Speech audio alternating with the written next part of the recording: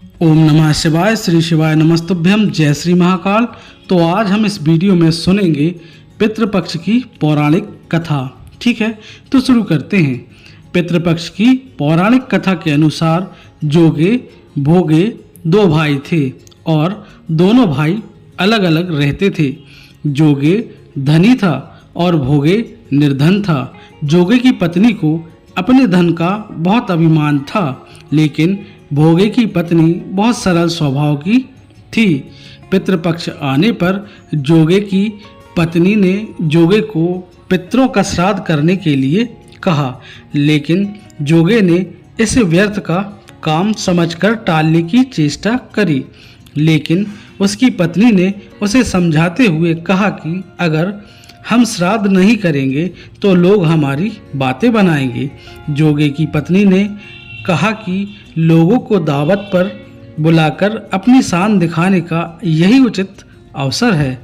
उसने जोगे को कहा, आप शायद मेरी परेशानी की वजह से ऐसा कह रहे हैं, किंतु इसमें मुझे कोई परेशानी नहीं होगी। मैं भोगे की पत्नी को बुला लूँगी और दोनों मिलकर सारा काम कर लेंगी। फिर उसने जोगे को अपने पीहर भेजकर आने का न्योता भिजवा दिया। दूसरे दिन उसके बुलाने पर भोगे की पत्नी सुबह सुबह आकर काम में जुट गई और उसने रसोई तैयार कर दी। बहुत से पकवान भी बनाए और फिर सारा काम निपटाने के बाद अपने घर आ गई। आखिर उसे भी तो पितरों का श्राद्ध और तर्पण करना था। जल्दी ही दोपहर हो गई और पितृभूमि पर उतरे।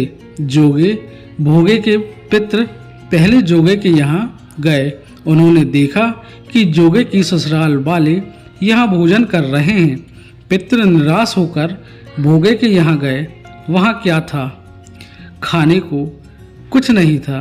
भोगे इतना गरीब था कि पितरों के नाम पर उसने सिर्फ अंगियारी दे दी थी। पितरों ने उसकी राख चाटी और भूखे ही नदी के तट पर जा पहुँचे। थोड़ी देर में वहाँ सारे पितर इकट्ठा हो गए और अपने अपने घर के श्राद्ध की तारीफ करने लगे। जोगे भोगे के पितरों ने अपनी आप बीती सुनाई। फिर वो सोचने लगे कि अगर भोगे समर्थ होता तो शायद उन्हें भूखा नहीं रहना पड़ता, मगर भोगे के घर तो 2 वक्त की रोटी भी नहीं थी। यही सब सोचकर उन्होंने भोगे पर दया आ गई और वे नाच नाच कर गाने लगे, भोगे के घर धन हो जाए, भोगे के घर धन हो जाए। शाम होने को हुई। भोगे के भूखे बच्चों ने कुछ भी नहीं खाया। ठीक है, उन्होंने माँ से कहा, माँ हमें भूख लग रही है।